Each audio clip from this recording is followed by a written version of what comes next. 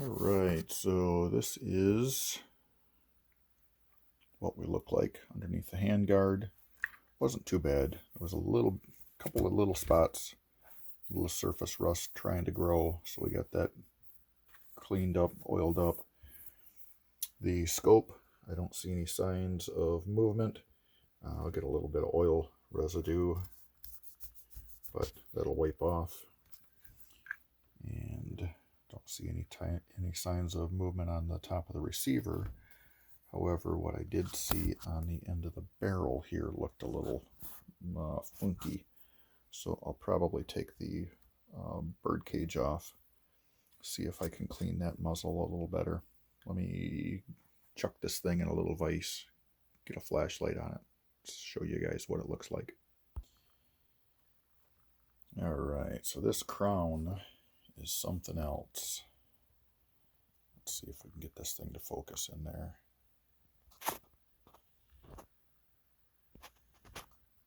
Yeah, there was some kind of a wicked ridge. Not sure if that's rock set left over or just funk or gunk. At first it almost looked like maybe lead ring around the edge of the barrel. But picking at it with a pick and a screwdriver doesn't really want to come off. So I think I'm going to pull this bird cage, see if I can't clean that barrel up. That might have something to do with our bullets flying weird.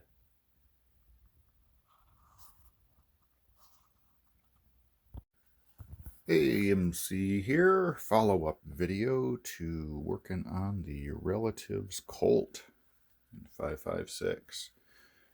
So we got all of the grime and gook and nasties clean out of the bolt. Gas key, firing pin, bolt face, all of that is brand new, squeaky clean. A light layer of oil on it. Everything else checks out pretty decent. Flushed out the gas tube and the gas block. Brushed out the barrel.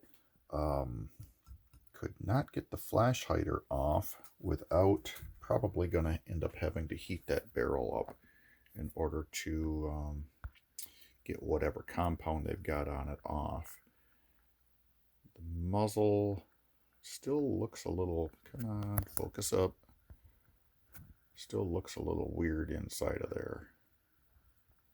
But we'll run some rounds through it, see if that makes a big difference on paper. That could be some of our issue. That looked like they had dumped that into maybe a bucket of tar at one point. The majority of the stuff in there is pretty solid. So I'm thinking it's like rock set or something having to do with attaching that muzzle device.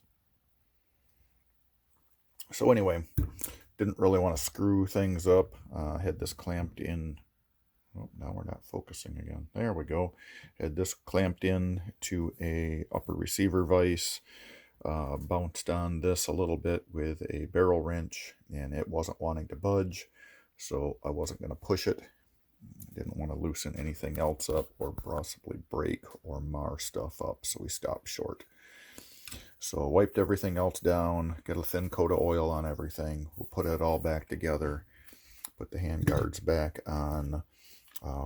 Didn't do anything. I did not pull the trigger or get into any of the trigger group. That looked pretty clean inside of there. I could see just a slight amount of lube around the face of the buffer tube and buffer weight, so I'm not really going to mess around with anything in there. That looked pretty decent. And the scope, get that off, so I'll get that mounted back up onto the upper. Get this thing out on the bench, throw some paper up at 50 and 100 yards, do some groups with various ammunition, and see if we cannot get this thing to zero in at 100 yards per request. So looks like I've got a zero stop on this.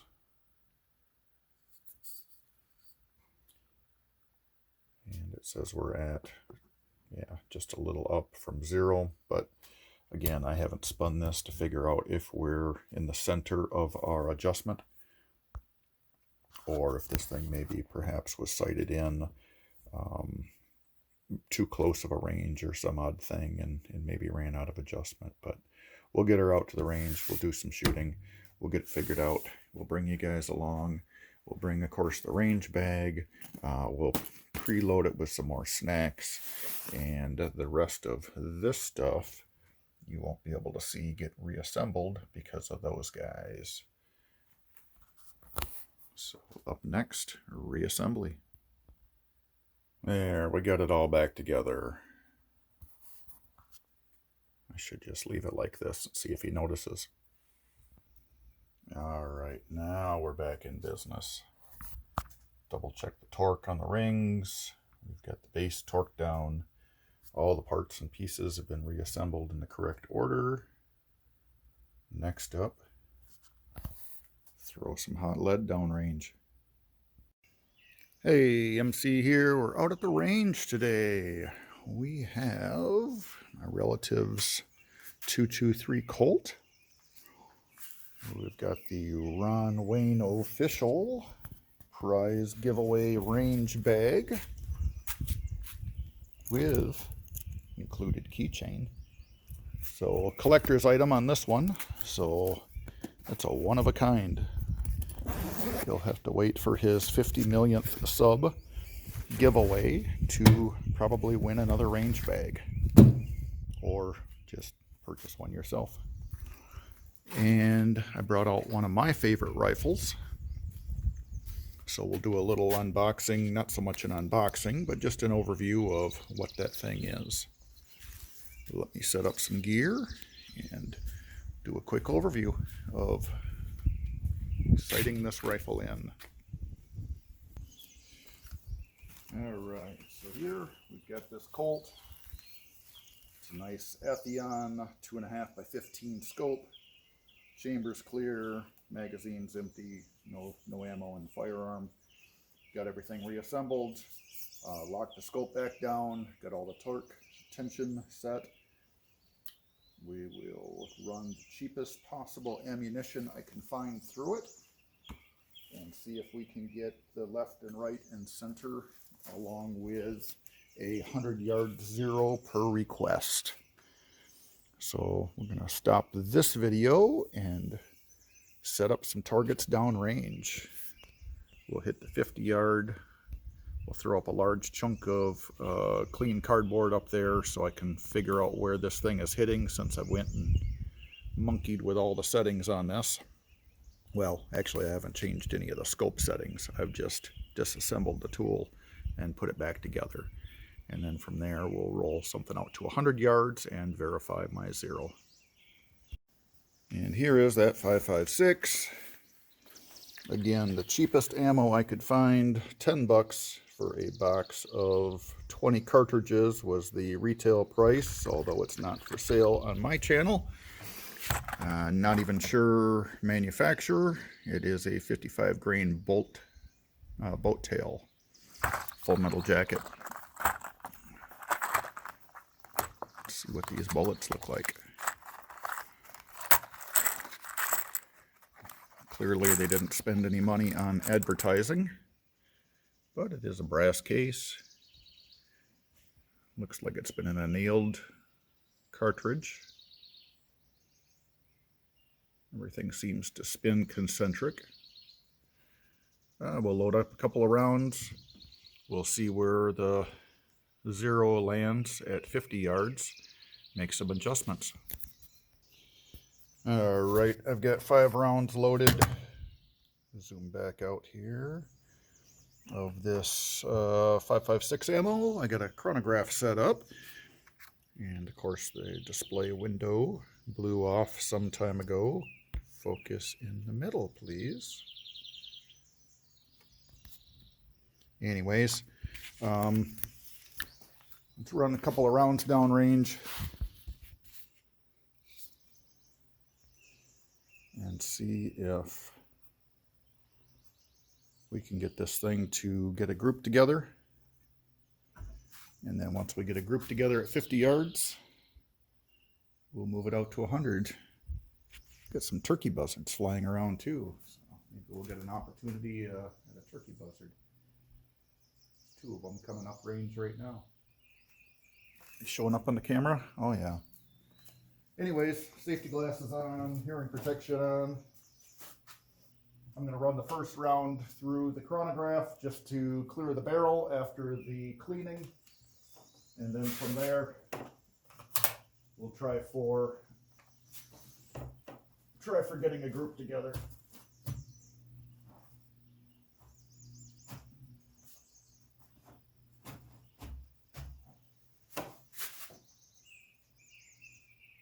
That ought to be high enough that I don't shoot my tool.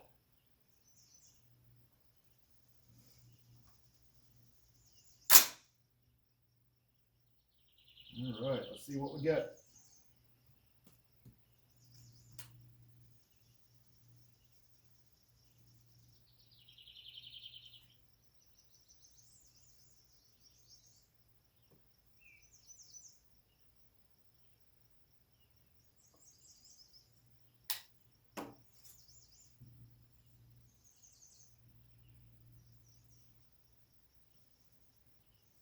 Get the parallax set right.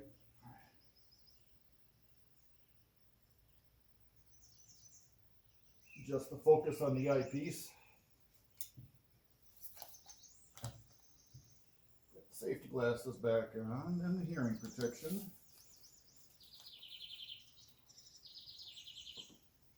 Here we go. Let's see how fast these things are. Safety off. Uh, 2969. Spin the magnification up a bit. I got a little mark on the cardboard. We'll aim for that. Let's see what we get.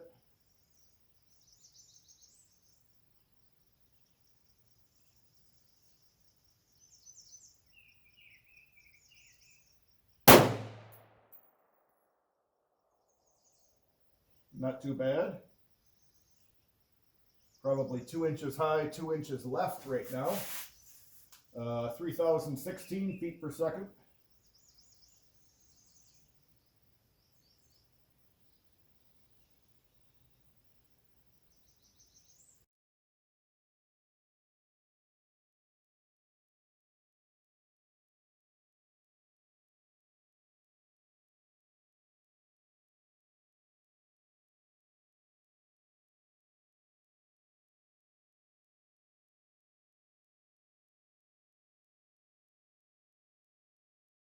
All right, I got the ballistic calculator rolled up at 50 yards. I've got these 2-inch spots. It is telling me for a 100-yard zero, I want to be 0.82 inches high at 50 yards. So that ought to put me right here at the top of that orange spot.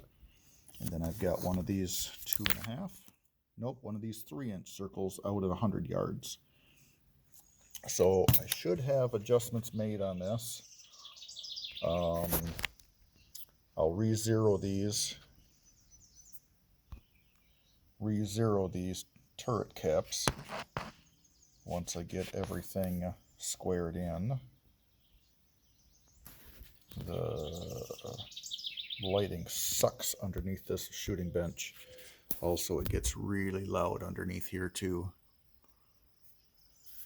So anyway, let's run some bullets down 50 yards, get this Colt finished off, and then we'll jump back into cold bore challenge with the 22 Hornet. And away we go.